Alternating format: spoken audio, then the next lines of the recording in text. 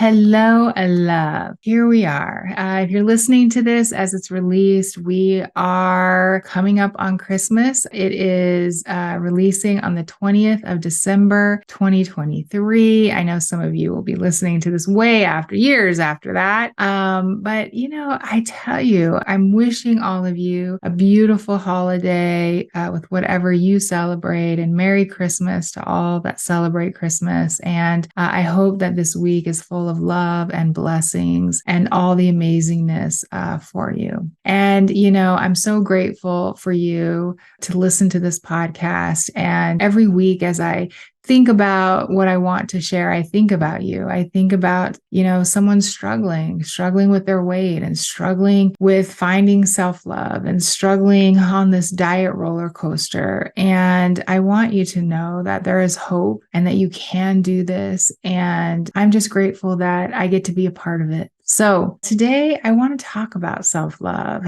and what is it and what does it mean and why is it even important? I remember my mom, she always would say when I was younger, love myself. And, there's all these messages out there, more self-love, self-love, self-love. And I think for most of us, probably all of my beautiful ladies listening to this podcast, we love others, right? We love others and we know what that means. And when it comes to love for ourselves, we get a little lost and we put so much effort outwardly to other humans, to all the things that we have, that when it comes to, loving ourselves, it can be difficult. And one of the reasons why is because we know us. We know all the good, all the bad. We know all our imperfections, the thoughts, the good thoughts and the bad thoughts. We know all our failures, all the mistakes we've made. We know all the wrongs we've done. And our brain just consistently focuses on what is not good, what we're not doing right, all of that. And so it can be difficult because we have, and some of this comes from the outside world too, that we're not enough, that we don't deserve it. And so we can have a difficult time finding love for ourselves. And, add in that, we're to be humble and modest and have humility and not be boastful.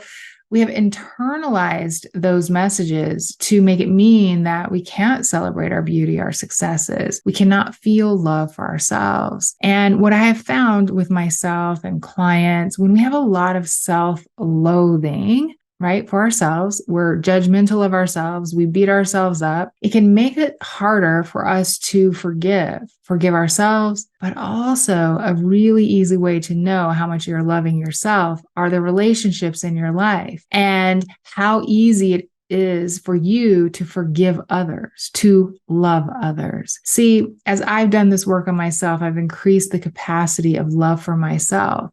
And what's happened is I have a really enormous capacity to love and forgive and have grace and kindness for other humans, no matter how they show up to me. I tell you, this work, this powerful work of starting to love myself, starting to practice self-love is just everything. And so when we have a lot of self-loathing, what it does is it decreases our capacity to love ourselves and to love the other humans. And so what happens, and what I believe self-love is, I think it's not, the commercials. It is this deep process of recognizing your own worth, accepting your flaws, imperfections, and treating yourself with the same kindness, compassion, and respect that you would offer a loved one, that you would show to someone else. It is keeping commitments to yourself and putting yourself on the list. I said this word, but it's so important, and it's acceptance. It's acceptance of who you are, acceptance of the journey that you've been on, acceptance that you're not perfect, that you're an imperfect human, that you have good days and bad, and that you're perfect and amazing and wonderful and imperfect just the way you are today, not just when you lose the weight. I know, just hear what I just said. You are amazing and wonderful, and accepting that is true today. You are enough today. You are worthy today. And that weight and a number on the scale, it doesn't change any of that. So here's my take.